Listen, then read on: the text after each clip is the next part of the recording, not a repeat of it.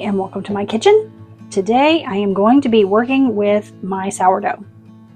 This is, I believe, day 6 since I reactivated my dehydrated sourdough starter, and I've been doing discard recipes, pancakes, muffins, crackers, that sort of thing. So today is day 6 and I believe he's ready to work with. So we're gonna give this a try. I'm probably going to end up making 2 loaves today, one with inclusions and one without, but let's get started. So early this morning, I had to go to town, but before I went to town, I wanted to feed Fred. So I pulled this card out to make some more pancakes with today. And as you can see, he's doubled. He's bubbly. He's active. He's beautiful. We are going to try and make some bread. So to get started, I need 1 cup of Fred in my bowl. So I already showed you he's bubbly, he's active. I'm just gonna, oh, I thought I was gonna scoop in there, but I'm not. I'm gonna pour.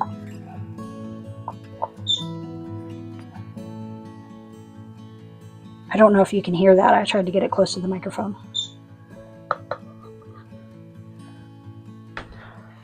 Pour out a cup of Fred.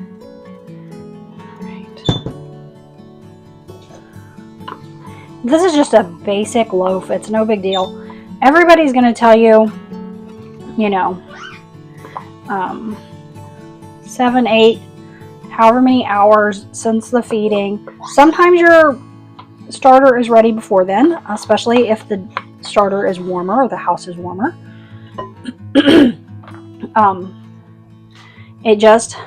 Everything's always, like I've said before, they overcomplicate sourdough. It does not have to be complicated. Okay, so I've got a cup of starter in my bowl. Now I'm going to take 1 1/3 cups of warm water. It's not hot, it's warm. I'm just going to pour it in over my starter here. I don't know if you can see my bowl. Let me move my camera a little bit. There. Now I'm going to just start. Give this a good little mix. Get this all mixed in here. And also, the more starter you use, the fluffier the more faster your bread will raise. Some recipes call for 1/2 cup, some call for 1 cup. It's entirely up to you. Okay. Now that I've got that, I'm going to let this sit for just a few minutes before I start adding my salt and my flour. Okay, I've let my starter in the water just sit for a few minutes and just see how it's all stirred in there and looks nice. Okay, so at this point I want to add, I gotta move that out of the way, 4 cups of flour. Now be sure you're using the unbleached flour.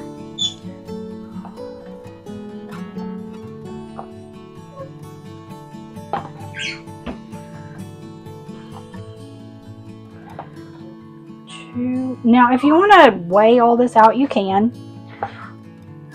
but you don't have to. Like I said, if our ancestors could keep this going in a covered wagon, I don't see why we can't. Okay, here comes number 4.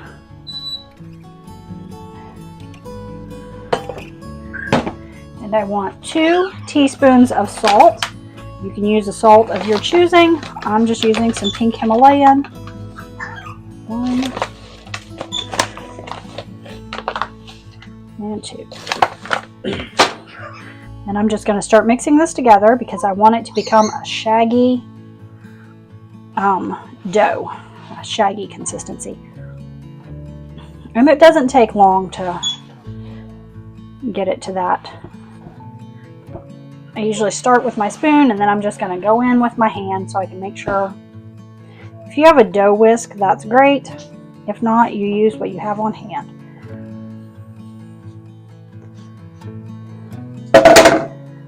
And for me, that is my hand.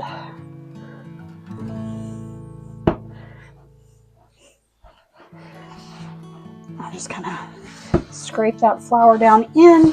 You don't want all the flour incorporated, you just want to get it nice and shaggy, but most of the flour worked in to your dough. Okay, you just want your dough incorporated and kind of shaggy and rough looking. So I'm going to wipe my hands first of all, and then I need to cover this. So I'll be right back. Here's my dough. It's all shaggy. So what I'm going to do is I'm going to cover it in my plastic wrap here. And then I'm going to leave it sitting for 1 hour. At which time it's going to start to kind of raise a little bit on you. Sometimes it will. But at 1 hour, I'm going to start doing my stretch and folds. And I will do 3 sets of stretch and folds. And then we'll get it shaped up and going from there. So we'll be back. I made a second batch. I had plenty of bread. And I wanted to do 2 separate loaves. One just regular sourdough and one with inclusions. And my hair is standing on end today. So what I'm going to do is I'm going to prepare my inclusions for my second loaf. And I'm just doing cheddar cheese and pepperoni in this loaf. But I want to add my inclusions when I start my stretch and folds.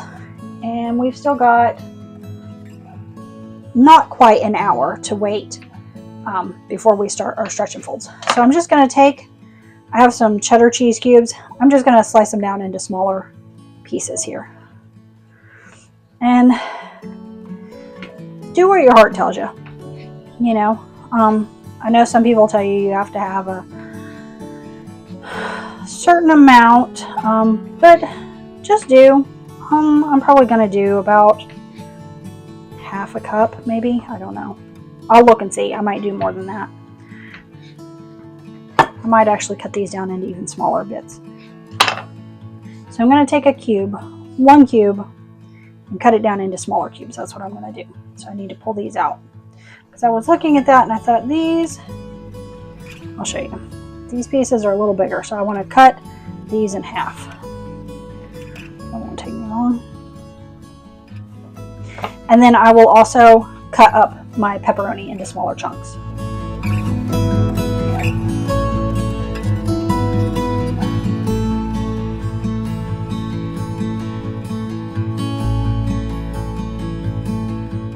All right, it's been an hour, so it's time to start our stretch and fold. And like I said earlier, I did two batches because I'm going to do one with the pepperoni and cheddar cheese inclusions. So I'm just going to pull my plastic back, and I need damp fingers here. You want slightly damp fingers.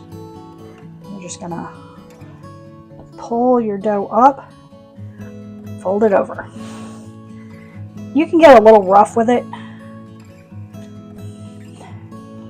You want to do this 4 times, so that's 2.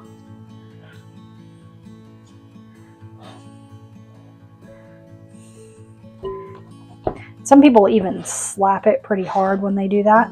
They'll pull it and slap it, throw it down in.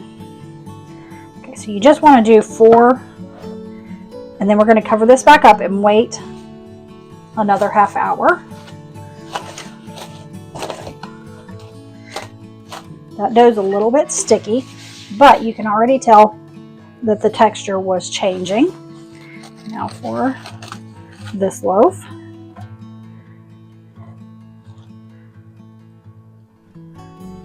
This one's got a good stretch on it.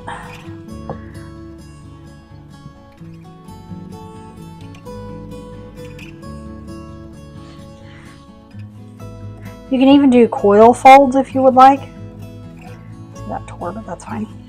One more here.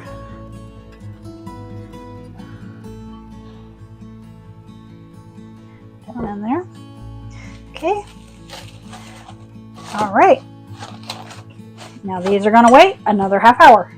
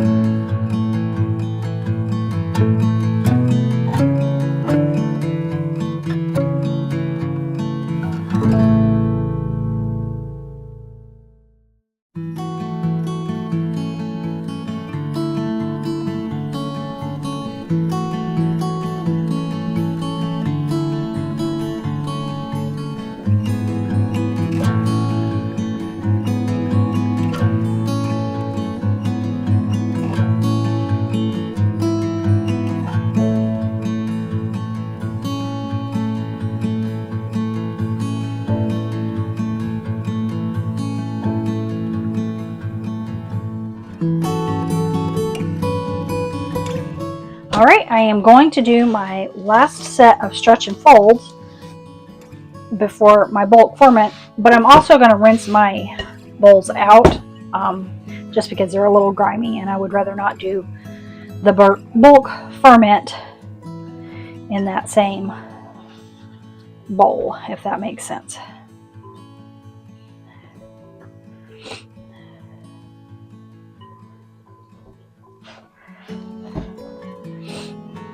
And you can do your inclusions any way you want. I just like to do them in the bulk ferment.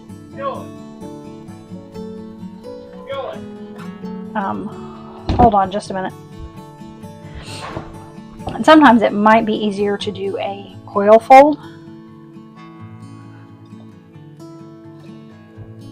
at this point.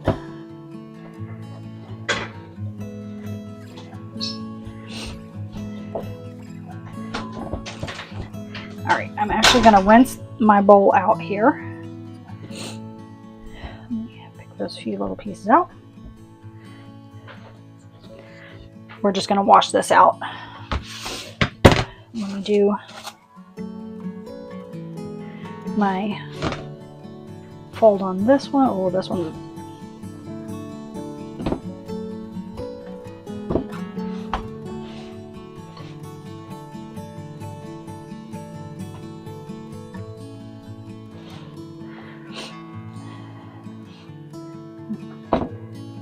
my father-in-law's here helping my husband, and they needed my son to do something. I need my glass. You better get them on. They're in your room. Why didn't you have them on? Okay. And I forgot to wash my hand, or wet my hands. And I'm going to wash this bowl too. So this one's kind of sticky. Stickier than this one. I'm going to rinse these bowls out and I'll be right back. Okay, I've washed my bowls out. My fingers are a little bit wet, so that'll help me here. I just want to take this dough. Look, see how it's smoother than it was when I first started this morning? I'm just going to shape it into a little bit of a ball here. Place it in my bowl. Cover it up. Now I will not touch this dough right here for between, probably, it's really warm in here, so it's raising pretty fast. So I'll start checking it at 4 hours to see. But it could be anywhere from 4 to 7 hours, 6 to 7 hours. I've got my other bowl. Now I'm going to take this here one dough with the inclusions and just form it into a ball here. You can see those inclusions in there. We just don't want them, ripping all the way through. So I'm just going to put this in here and cover it. Now I am going to leave these to just sit and do their thing. Okay, let's check our dough.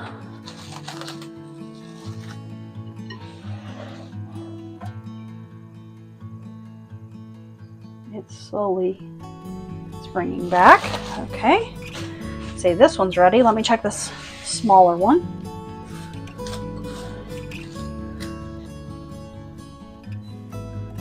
Nope, this one still needs time. This one I might let it cold proof in the fridge overnight, or I might give it a few hours. I'm not sure why that one is different than this one, but I'm going to get this one shaped. I don't have a banneton. I'm going to shape it and let it sit and rest. I'll put it in, I'll take a tea towel, dust it with a little bit of cloth, put it in that in a bowl, and I'll let it rest, and then we'll bake it up in a little bit. So I'm gonna tip this out. Oh yeah, that looks nice. Oh, I forgot my, I'll be right back. Would it even be a video if I didn't forget something? So I'm gonna cut this in half.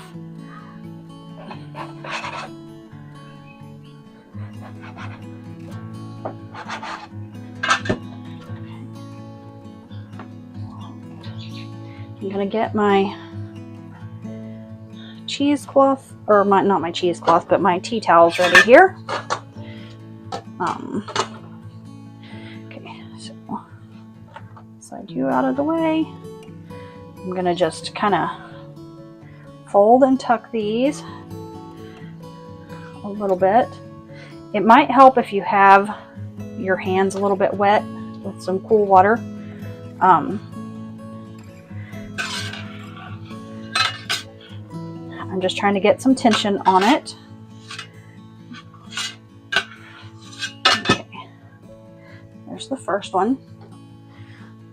So I've just got a bowl here and I've got a cheesecloth. I'm gonna sprinkle with a little bit of flour here. Just a light dusting. I'm gonna take my dough, put it in here, and then I'm just gonna seal this up right here.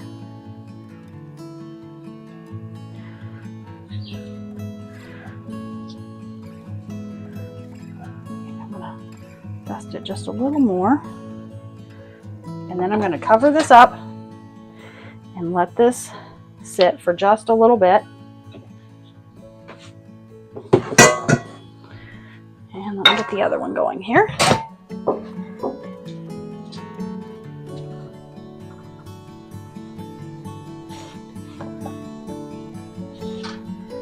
A little flour in there. That just helps the dough not stick to the cloth.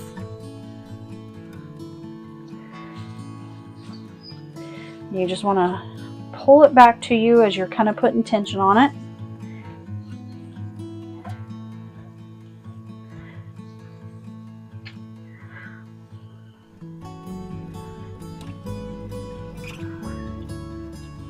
And put down in there and just pull these ends together.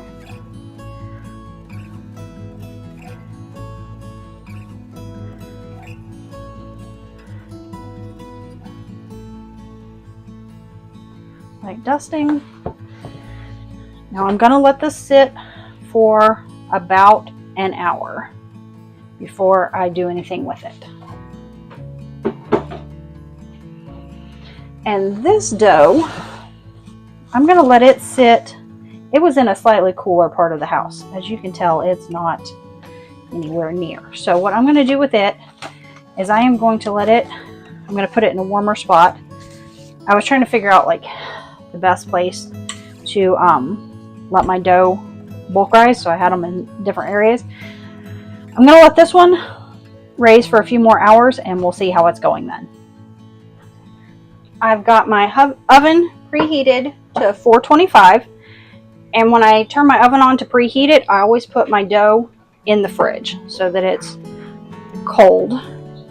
If it's cold, you can get a better cut out of it. So now I'm just going to take this and put it on my parchment paper. Actually, I want to put just a little dusting of flour down over the parchment paper. And then I'm just going to turn it out. Now this is a clean blade. I only use this one for my dough. I keep it separate. And I'm just going to make a quick ear in my loaf of bread. I've got my Dutch oven heating up in my in the oven actually here, so it's the same temperature as the oven. I'm going to put a couple of ice cubes down in the bottom. Hear that hiss? And now my parchment paper. I'm going to gather it up like this. Okay. Drop this down into the Dutch oven. I don't know if you saw me do that. Okay.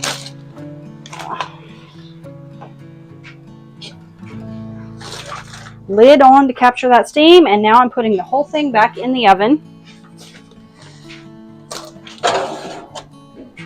and I will set my timer for 25 minutes. My timer just went off. Pull this out real quick. Lower my temperature to 350 and take the lid off. Now I'm going to pop it back in.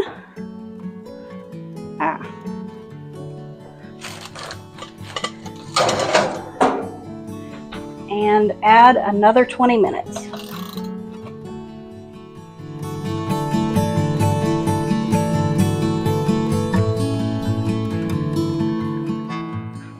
My final timer went off. Let's pull this out real quick. Okay, I'm going to raise my temperature back up to 425.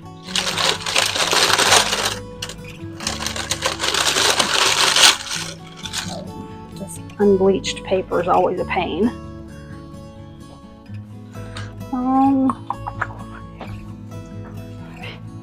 Put it this way.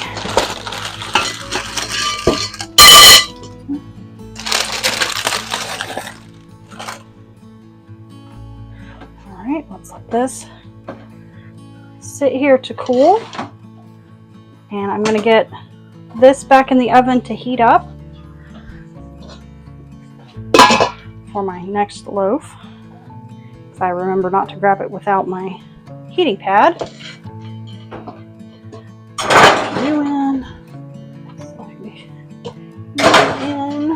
Alright, I'm going to get those heated up so I can get the last two loaves in. It's got a pretty little ear. You can see the cheese and the pepperoni trying to come out. That looks amazing.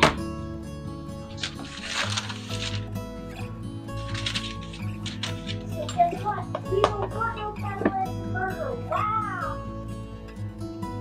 Not on my truck. Sorry, buddy.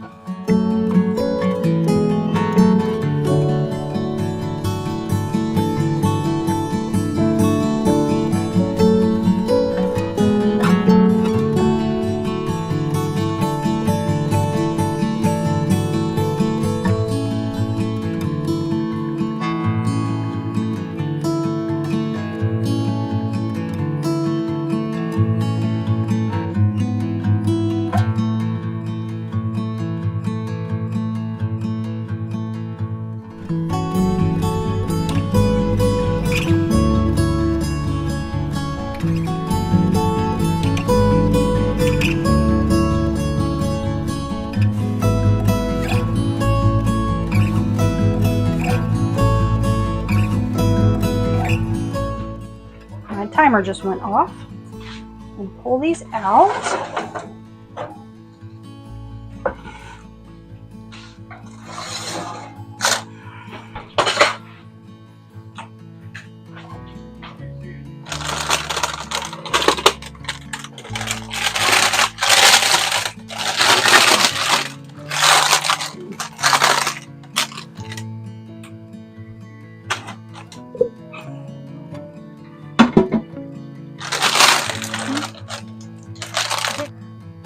This has been an all-day bake. We've got 3 beautiful loaves here. This one's cooled. These two just came out of the oven. Thank you for joining me, and happy baking!